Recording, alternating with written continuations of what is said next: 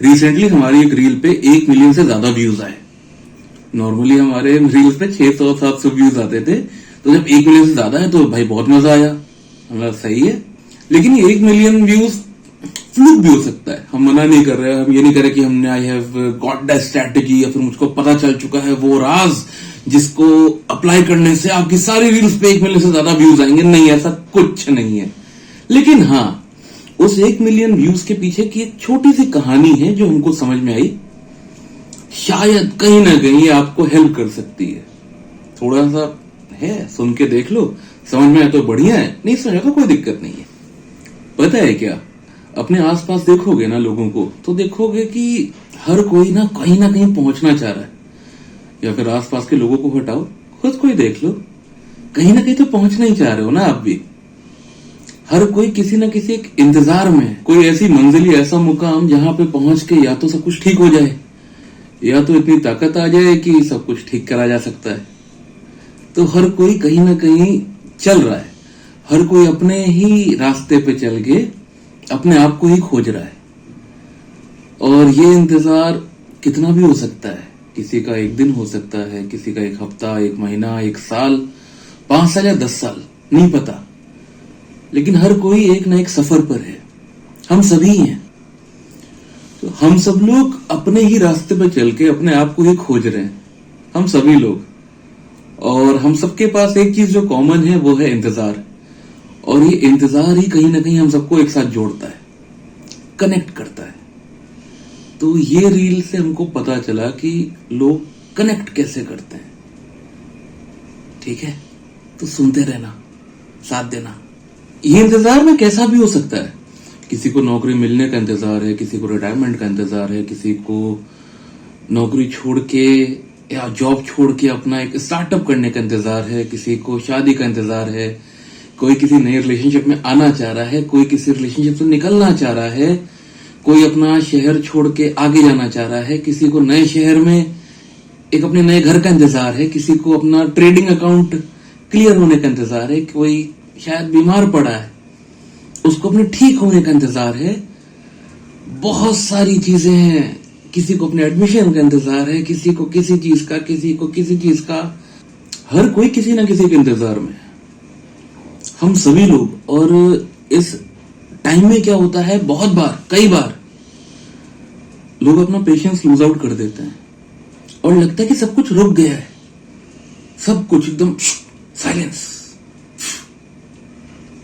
और पता है क्या, मंजिल तक पहुंचने की एक ही शर्त है कि रुक नहीं सकते। अगर समराइज करें तो हर कोई एक ट्रांजिशन में है। कोई अपने पास्ट में जी रहा है, कोई अपने पास्ट से भाग रहा है, कोई फ्यूचर की तरफ आगे बढ़ रहा है, और कोई अपने फ्यूचर से डर रहा है। ना ही कोई सही और ना ही कोई गलत, हर कोई अपने रास्ते पर चल के अपने आप को ही खोज रहा है। अब क्योंकि सबने अपनी खुशी थोड़ी सी दूर रखी है अपने आप से, तो इस खुशी का ना होना ना थोड़ा सा दुख का एहसास देता है। सही है या गलत है इस पे नहीं जा रहे, फिलहाल ऐसा है।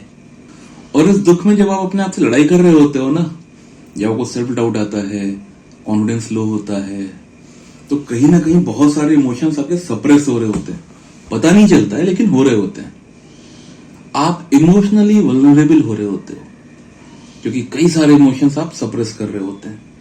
और जब भी कोई चीज सप्रेस करी जाएगी तो वो कहीं ना कहीं तो अपना रिलीज ढूंढेगी। अगर बहुत ज्यादा प्रेस करोगे किसी चीज को, वो फटेगी जरूर।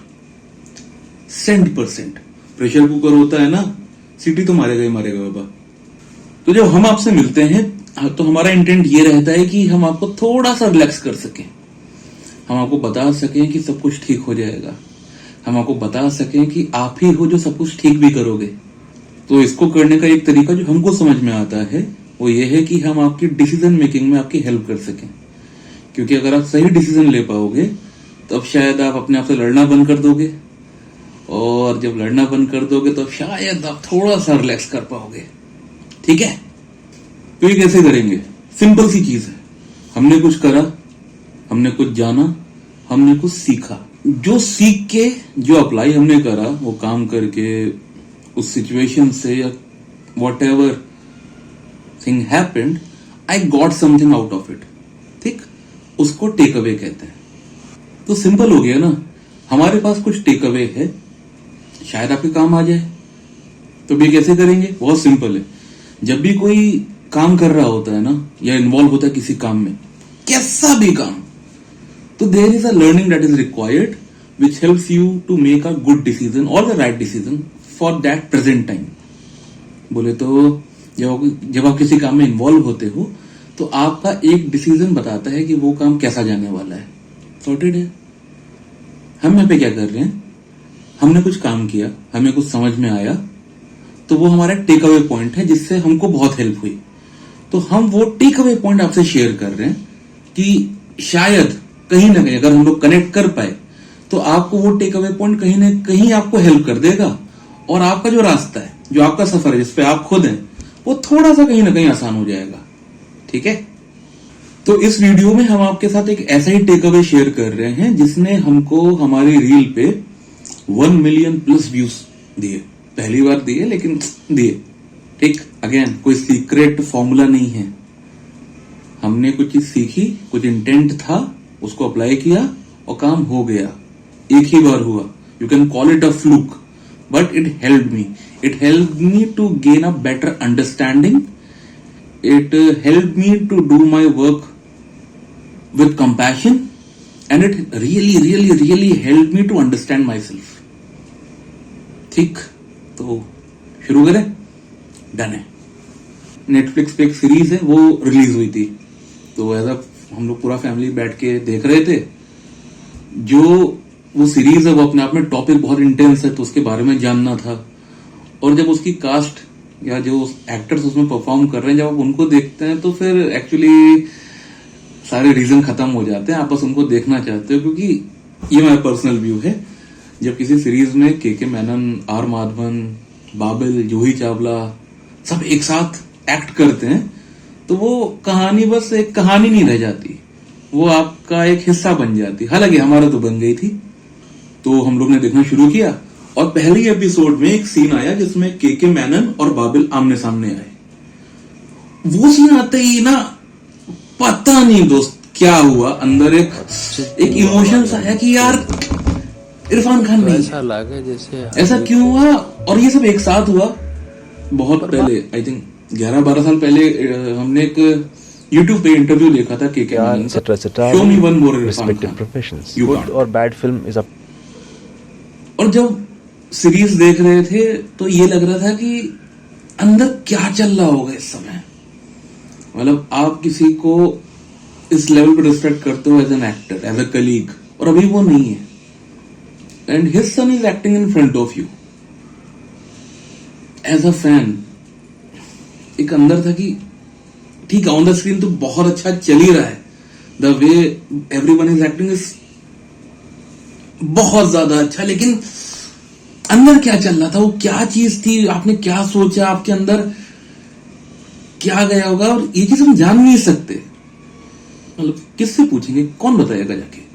हालांकि डिस्कशन हमारे रेलवे में सीरीज नहीं है, अगर आपने देखी है तो आप समझ रहे होंगे, और अगर आपने नहीं देखी है तो नेटफ्लिक्स पे है, आप देख लीजिएगा, अच्छी है। बहुत कुछ सीखने को मिलेगा, बहुत कुछ जानने को मिलेगा। और अगर आप थोड़ा सा भी इन लोगों को पसंद करते हैं, के मैनन, बाबिल, आर माधवन, तो आपको बहुत अच्छा लगेगा इन लोग का लेवल ऑफ एक्टिंग देख के। तो खैर, बात खत्म, सीरीज खत्म हो गई थी, बढ़िया था, आगे बढ़ गए। बट कहीं ना वो एक सवाल था कि जब फेस ऑफ हुआ होगा बाबिल का और के मैनन का, तो अंदर क्या इमोशन चल रहा होगा। आई डोंट नो हाउ, कैसे क्या।